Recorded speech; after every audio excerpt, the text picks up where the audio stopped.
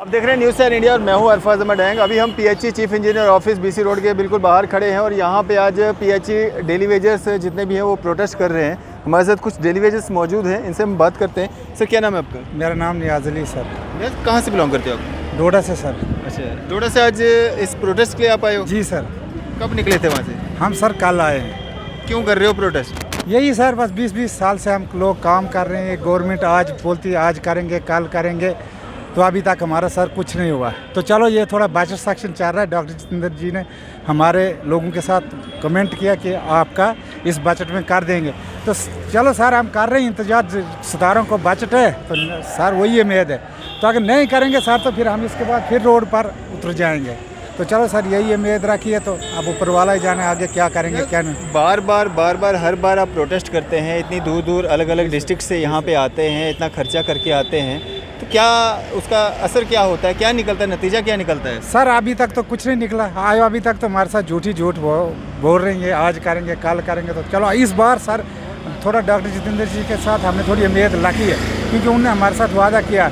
हो सकता है अगर इस बार करेंगे तो बड़ा शुक्रिया, नहीं करेंगे तो फिर हम अब आगे आने वाले दिनों में पानी की एक एक बूंद के लिए बंद करेंगे सर। कितने साल हो गए आपको पीएचई में? 20 साल सर। 20 साल हो गए 20 साल सर। 20। कितनी दिक्कतों का सामना करना पड़ता है? इतनी कम तनख्वाह में किस तरह से घर चलाते हैं? सर ये बात ही मत पूछो, अब हम कैसे क्या कर रहे हैं, हम तो अब ऊपर वाला ही जानता है। जिस दिन हम इस पीएचई डिपार्टमेंट में लगे उस दिन हमने शादी वादी अभी कुछ नहीं की थी।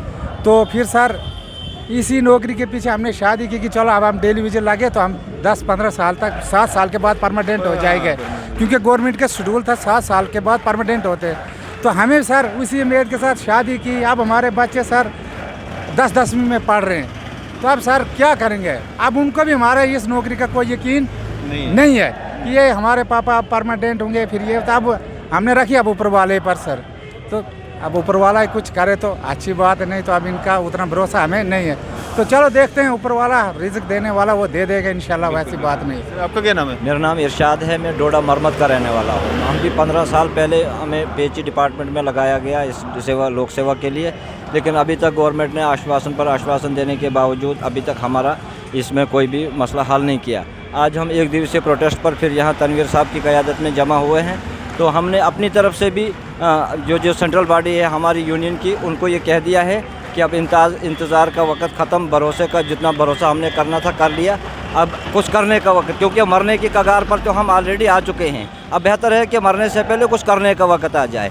तो हम यही सोच रहे हैं कि अगर गवर्नमेंट ने इस बजट में हमारा कुछ प्रावधान नहीं किया तो हम रोडों पे विद फैमिलीज़ आ जाएंगे, और जो भी कुछ हालात अगर बिगड़ेंगे उससे, या कहीं कोई भी किसी भी तरह का कोई मसला बनेगा तो वो उसकी जिम्मेदारी जो है एडमिनिस्ट्रेशन पर होगा। डोडा से आप आए हैं यहाँ पे, कितना खर्चा हो गया आपका? जी हमारा 2-2.5 हज़ार रुपया तो खर्चा मिनिमम हो ही जाता है, इतनी दूर से आना है। और ना भी आएंगे तो उससे भी मसला हल नहीं है, क्योंकि गवर्नमेंट के सामने डेमोक्रेटिकली जो है एक ही हमारे पास ये एंगल है, एक ही रास्ता है कि हम प्रोटेस्ट कर सकते हैं। लेकिन इस वक्त जो हालात देश में चल रहे हैं, जिस तरह किसान आंदोलन चल रहा है या बाकी मसाइल बन रहे हैं, तो गवर्नमेंट के कान पे जूं तक नहीं रेंगती है। ये किस तरह का सोच है इनकी, जनता के प्रति कैसी सोच बन रही है एडमिनिस्ट्रेशन की, उसकी आम आदमी को समझ नहीं आ रही है। तो हम भी इसी मसले में जो है अब एक तरह से पागल हुए जा रहे हैं कि ये हो क्या रहा है, आखिर गरीब जनता के साथ ये क्या हो रहा है। अगर 20-20 साल से एक सरकारी विभाग में काम करवाने के बावजूद उनको उनकी सैलरी से जो है महरूम किया जा रहा है, और एक तरफ से किया जाता है। ये जम्मू कश्मीर जो है ये एक हसास स्टेट है, हसास स्टेट का माना जाता है इसको, और पूरी दुनिया की नज़रें इस वक्त यहाँ पर लगी हुई है। और वो क्या देख रही है दुनिया कि यहाँ पे सरकारी विभाग में काम करने वाले मज़दूरों की मजदूरी तक हड़प ली जा रही है, और दावे किए जा रहे हैं यहाँ पर हम डेवलपमेंट कर रहे हैं, हम ये कर रहे हैं वो कर रहे हैं। खाक यहाँ पर कुछ नहीं हो रहा है, यहाँ गरीब के साथ अत्याचार हो रहा है, गरीब का गला कट रहा है, गरीब का पेट काटा जा रहा है। इसके अलावा कुछ नहीं हो रहा है जम्मू कश्मीर की डेमोक्रेसी में। इरशाद, जितने भी डेली वेजेस हैं, चाहे जम्मू कश्मीर की हम जितने भी डिपार्टमेंट हैं प्रोटेस्ट करते हैं, लेकिन एक जो बिखराव नज़र आता है, अलग अलग एसोसिएशंस नज़र आती हैं, अलग अलग लीडरान नज़र आते हैं। आप मानते हैं कि ये भी एक कारण है कि एडमिनिस्ट्रेशन के कानून तले जूं नहीं रेंगती है? मैं कहता हूँ सबसे बड़ा पहला कारण ये डिवाइड एंड रूल की पॉलिसी जो अंग्रेज़ों से चलती आई है, कहीं ना कहीं आज साथी सोचने पर ये मजबूर हो गए हैं कि कहीं ना कहीं जो यूनियन प्रेसिडेंट्स हैं इन्होंने कोई एग्रीमेंट तो नहीं कर लिया है गवर्नमेंट के साथ, चाहे एक भी रहेंगे 10 भी रहेंगे लेकिन दूसरे के साथ नहीं मिलेंगे, ये एक पॉलिसी हो सकती है। लेकिन मैं तमाम डेली वेजर्स से ये एसोसिएशन के प्रेसिडेंट से ये अपील करता हूँ कि अगर आपको ज़रा बराबर भी हम लोगों की हमदर्दी है, हमसे आप हमदर्दी रखते हो डेली वेजर से, इन गरीब जनता से, तो आप एक मंच पे आके आप एक आवाज़ में सब लोगों को इकट्ठा करके आप लड़ाई लड़िए। मुझे उम्मीद है इंशाल्लाह हम इसमें कामयाब होंगे। सबसे बड़ी कमज़ोरी जो रही है बेसिकली यही रही है कि डिवाइड जो इसमें जो इंतशार है यूनियनों का साथियों का, ये वहाँ पे श्रीनगर में 2-3 यूनियनें हैं, यहाँ पर तो 5-6 की नहीं जा रही हैं। कभी कोई इधर नाच रहा है, कभी कोई उधर नाच रहा है। ऐसे तो ये गवर्नमेंट को एक एडमिनिस्ट्रेशन को एक मौका मिल रहा है ताकि वो हमारे मसले को लटकाए रखे। इरशाद, कुछ बदलाव देखते हो? जितने भी आप लीडरान देखते हो, मैं आपके लीडर की बात नहीं कर रहा हूँ, जितने भी आप एसोसिएशंस के लीडर देखते हो उनमें और आपके बिहेवियर में, आपके चाल चलन में या चलने फिरने में कोई बदलाव देखते हो? आपकी उनके पास गाड़ियाँ भी हैं, उनके पास पैसा भी है, उनके पास अच्छे मतलब आना जाना उठना बैठना भी है, लेकिन जो डेली वेजर है वो वहाँ का वहीं है। कहाँ जाएगा सर? नहीं, इसमें इस पर मैं कोई भी साथी कोई कमेंट करने से गुरेजी करेगा, क्योंकि हम किसी भी यूनियन के लीडर के किसी का नाम ना लें, आप नाम लेने की कोई जरूरत नहीं, लेकिन है बदलाव देखते हैं। हाँ, ऐसा तो होता है क्योंकि माजी में ऐसा हमने देखा है, लेकिन आज जिस यूनियन के साथ हम, मैं आपकी यूनियन की बात नहीं कर रहा हूँ, आप अपनी तरफ ना ले जाएं, मैं वैसे बात कर रहा हूँ। ऐसा हुआ है कई तरीकों से जो है साथियों से पैसा हड़पा गया माजी में। कई ऐसी यूनियनें थी जिन्होंने अपने घर बनाए और उनकी हालत बदलते हुए हमने देखी है। लेकिन प्रेजेंट कंडीशन जो है इस वक्त जो यूनियंस की है, मैं समझता हूँ हर यूनियन का प्रेसिडेंट समझदार है, तभी वो प्रेसिडेंट की कुर्सी तक पहुँचाया है साथियों ने। उनको चाहिए कि वो हमारी हमदर्दी के लिए, हमारे भविष्य के लिए, हमारे इस इलाकों की जनता के लिए इस वक्त एक मंच पर आएँ। जम्मू कश्मीर की इस पॉलिटिक्स में इस वक्त इस चीज़ की सख्त ज़रूरत है, अदरवाइज़ इन गरीब लोगों का कब किसी भी सूरत में भला होने वाला नहीं है। अगर ये बिखराव जो है कंटिन्यू रहा तो हम लोग बहुत नीचे चले जाएंगे। वहाँ से क्या नाम है आपका? हेमराज। कहाँ से हैं आप? हम डिस्ट्रिक्ट रियासी से। क्या मांग करते हैं? मेरी उम्र कोई तकरीबन 53 साल हुई। मैं कोई तकरीबन 20 साल हुई आज दिल्ली परमानेंट होना काल होना जनाब। 53 साल तो आपको लगते नहीं, आप तो जवान लग रहे हो। वो जवान तो फिर जो है ऐसा जवान नहीं है ना, 53 साल के नहीं लग रहे हैं ना। 1968 मेरी डेट ऑफ बर्थ है। और कहीं जे भी आए की बड़ी कृपा है आप पे। कृपा है जनाब। डिपार्टमेंट वालों को भी लग रहा है अभी इसको परमानेंट नहीं करना है। ऐसे परमानेंट है तो ऐसे भी हो जाना है। उम्र हो रही है, आज 60-65 साल से ऊपर कोई जा नहीं रहा है और बच्चे मेरे दरबदर हो रहे हैं और हमें कुछ नहीं गवर्नमेंट दे रही है। साल की हमें 2 तनख्वाहें देती है और 11 साल हमें दिल्ली में हुए हैं। 11 साल में से 2 साल की पेमेंट मिली है हमें और 9 साल की कोई हमें पेमेंट नहीं मिली है। देते अब 1 महीने के बाद देंगे, 2 देंगे, कुछ 6 महीने के बाद एक तनख्वाह देते हैं हमें 6700। कैसे चलाते हो आप अपना घर? बच्चे किस तरह से? बच्चे मेरे अनपढ़ ऐसे ही फिर रहे हैं, छोटे बच्चे हैं। गवर्नमेंट स्कीमें मिलती हैं? ना, कोई नहीं स्कीम मिलती है। क्या बोलते हैं? अगर आप मुलाजिम हैं। वाह वाह। जनाब आप बताओ क्या करें, हम कहाँ जाएं, बच्चे कहाँ छोड़ें, कैसे हम अपना सर्कस चलाएं? अब क्या मांग करते हैं? हमें परमानेंट करने की मांग करते हैं और हमारी जो कि बकाया मिलने से वो मिलना चाहिए। हाँ, हमसे अच्छे वो हैं जो नरेगा में काम कर रहे हैं। बिल्कुल। जो नरेगा का कार्ड है ना जिनके पास, वो अच्छे हैं। जो हमसे अच्छे वो लोग हैं जिनके जो पियाची में नहीं है, उनको तो 2-2 लाख रुपए गवर्नमेंट IOI केस का दे रहे।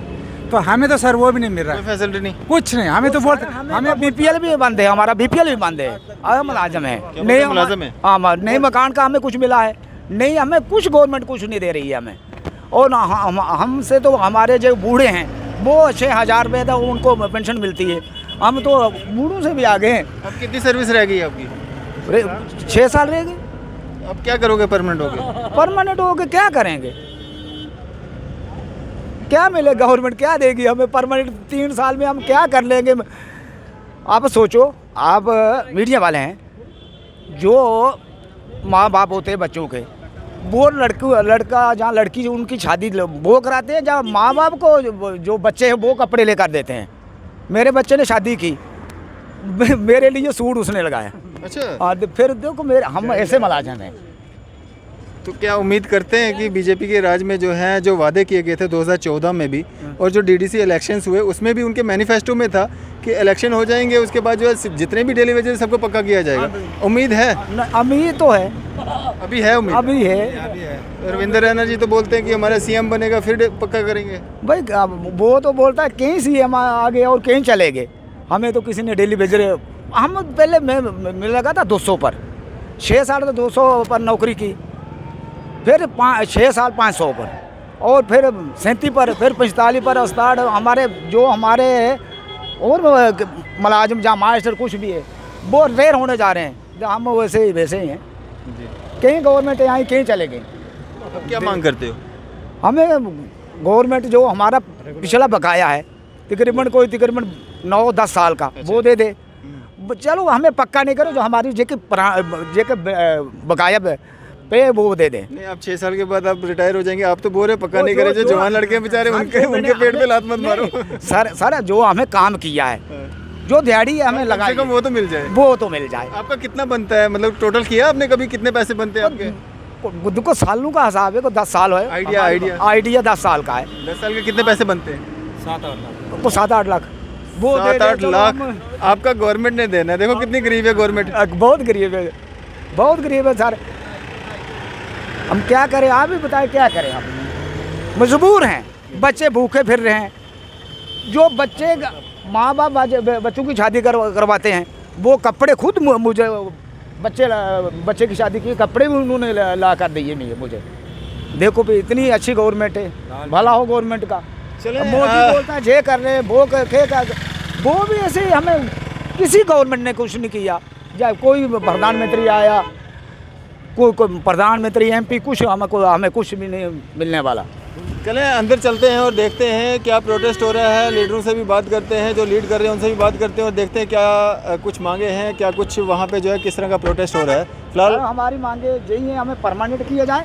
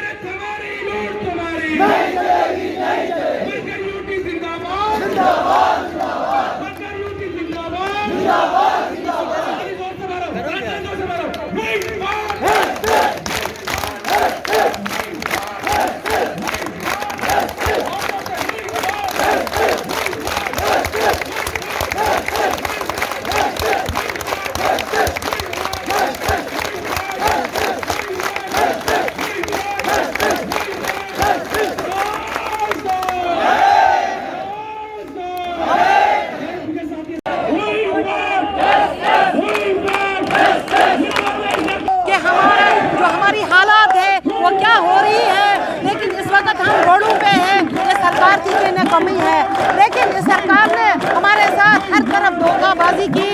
लेकिन जब स्कूलों के लिए प्रोजेक्ट के लिए इनको जब फंड रिलीज होती है, जो जल शक्ति एजी डिपार्टमेंट 61,000 मुलाजिम जो डेली वेजर है, इनके लिए क्यों नहीं वागुजार हमारी सैलरी कर रहे हैं। मिनिमम एक्ट जो रेट है वो लागू किया जाए, रेगुलेशन पॉलिसी जो वो लागू किया जाए, तो हमारी पेंडिंग सैलरी है वो भी लागू किया जाए। लेकिन अभी तक सरकार को हम रिक्वेस्ट कर रहे हैं जो आने वाली बजट में जो हमारा जो मुद्दा है, अगर इन्होंने ये पूरा नहीं किया, हमारी डिमांड पूरी नहीं की, जो से आप जानते हो कितने डेली वेजर साथियों ने सोसाइटी की हत्या कर दिया, उनके बच्चे हैं, उनके माँ बाप हैं, उनकी फैमिली परिवार है, इस वक्त उनका क्या हाल हो रहा है। हमारा हाल तो हो चुका है, हमारा हाल बेहाल हो गया है।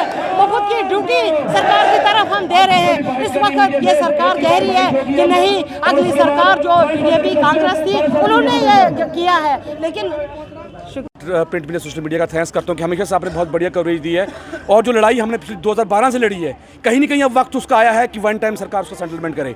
हमारे साथी जो अब बच्चों को स्कूल में पढ़ा नहीं पा रहे हैं, मार चल रहा है, एडमिशन होनी है, कोविड की मार पहले से हम पे लगी हुई है, कोविड के बीच हमारे लोगों ने काम किया है, कोरोना वायरस कहा गया लेकिन इनको जो है वो अवार्ड नहीं दिया गया, सिर्फ नाम दिया गया है लेकिन पैसा इनके पास नहीं है। आज ये कहते हैं कि जल पहले PHC का नाम चयन करके जल शक्ति रखा, अब जल शक्ति को कॉर्पोरेशन के अंडर कर रहे हैं। ठीक है, जहाँ भी आपने करना है आप कीजिए, हमारा कोई भी उस पर रोकथाम नहीं है, लेकिन सबसे पहले हमारी रेगुलेशन पॉलिसी मिनिमाइज एक्ट उसको बजट आने वाले बजट में रखिए। अगर सरकार ऐसे नहीं रखती है, ना ही हम कॉर्पोरेशन में जाएंगे और ना ही हम PHC छोड़ेंगे, हम अपना हिसाब किताब लेके जाएंगे। और फिर खाली PHC नहीं, ये PHC के सिर्फ कुछ % लोग यहाँ पे आए हैं, हम जम्मू कश्मीर के तमाम 61,000 कैजुअल लेबर जो है एक ही प्लेटफॉर्म ऑलरेडी हम हैं, और भी साथी जो हमसे बाहर हैं उनको भी बुला के एक ही मंच पे इकट्ठा करके ये लड़ाई कश्मीर से लेकर दिल्ली तक लड़ी जाएगी। और यहाँ के कैजुअल लेबर्स, यहाँ के CP workers, land owners, ITI जितने भी किस्म के वर्कर्स हैं, जब तक उनको इंसाफ नहीं मिलेगा, Jammu Kashmir casual labour front और PHC रेलवे स्टेशन शील्ड बन के हमेशा खड़ी रहेगी। किस कपस्ती में बयान दिया होगा, अगर लाख लोग किसे लगे, हमने तो लगाया ही नहीं है। 61,000 किससे लगे, यहाँ कोई नहीं, अथॉरिटी उनको एंगेज करने के लिए थी, उन लोगों ने लगाया। आज 40 साल 30 साल हमने सर्विस लेके सरकार ये कह रही है कि ये किससे लगाए हैं, तो वो कोई सवाल नहीं बनता है, वो सरकार ने प्रिंसिपली एग्री मान चुके हैं। फाइनेंस डिपार्टमेंट खुद सरकार ने हमें हमारा जो बायोमेट्रिक किया है और फाइनेंस डिपार्टमेंट में हमारा डाटा जो है वहाँ पे सबमिट हुआ है। तो अब मुझे नहीं लगता है कि और कोई सरकार को बयानबाजी करने की ज़रूरत है। तो अब सरकार को यही चाहिए कि आने वाला जो बजट है उसमें वन टाइम इसकी जो सेटलमेंट की जाए, जो ऑलरेडी डाटा एजेंसी से हमारी एक कमिटमेंट हुई है, लास्ट टाइम हमारी मीटिंग दिल्ली में हुई है, अब बजट में आने वाला वक्त है उसको पूरा करने की। तो ये क्या प्रदर्शन आगे जारी? तो आज ये रिमाइंडर प्रोटेस्ट था क्योंकि हम बजट का वेट कर रहे हैं, जैसे बजट होता है बजट में क्या निकलता है। अगर बजट में हमारे फिर नेगेटिविटी कुछ आती है, फिर पूरे जम्मू कश्मीर के जितने भी लीडरशिप बैठ के तमाम डिपार्टमेंट्स की एक प्रोग्राम जो कश्मीर से लेकर दिल्ली तक उस प्रोग्राम को लेकर हम जाएंगे और अब वर्कर्स के बीच तमाम डिस्ट्रिक्ट को लेकर एक बहुत बड़ा आंदोलन खड़ा करेंगे। और फिर जो लोग चीफ मिनिस्टर का सपना यहाँ पे देख रहे हैं कि हम चीफ मिनिस्टर बनेंगे फिर करेंगे, इंशाल्लाह ऐसा नहीं होगा। जम्मू कश्मीर यहाँ के गरीबों और मजलूम का CM बनेगा, फिर वो अपने लोगों के कुछ काम करेंगे। ऐसे DDC के पहले भी इन्होंने वादे किया था कि आप हमें कामयाब 2014 में इन्होंने वादे किए थे, मैंने वही कहा इनके वादों पे हमने देखे, लेकिन हाँ जो डॉक्टर जितेंद्र सिंह ने कमिटमेंट हमारे साथ की है उस पर हम स्टैंड है, हम खड़े हैं, क्योंकि हमारी एक रिस्पॉन्सिबल चेयर पर बैठे हैं वो, हमारी टीम जो गई थी। लेकिन DDC का हाल भी आपने देखा, प्रदर्शन उनका वो भी, लेकिन समझ नहीं आ रही है अगर DDC ने प्रोटेक्शन करना चाहा। आज अगर हमारे बीच में यहाँ बैठते तो हमें खुशी होती है हमें, क्योंकि यही लोग जो उनको DDC बनाने वाले हैं, यही MLA बनाए, यही मिनिस्टर बनाने वाले लोग हैं, हमारे साथ बैठते हमें खुशी होती है आज। लेकिन वहाँ में प्रोटोकॉल की लड़ाई है, तो प्रोटोकॉल डेमोक्रेसी में क्या है, ये लोग हैं प्रोटोकॉल। तो मुझे चाहिए था आज को उनको हमारे साथ यहाँ खड़ा होना चाहिए था, लेकिन चलो फिर भी उनकी अपनी डिमांड है, हम उस पर नहीं ज़्यादा जाएंगे। लेकिन सरकार से यही अपील है कि वन टाइम से इशू को सेटल किया जाए। अगर सरकार ऐसा नहीं करती है तो आने वाले टाइम में जो है बहुत बड़ी जो है लड़ाई वो लड़ी जाएगी।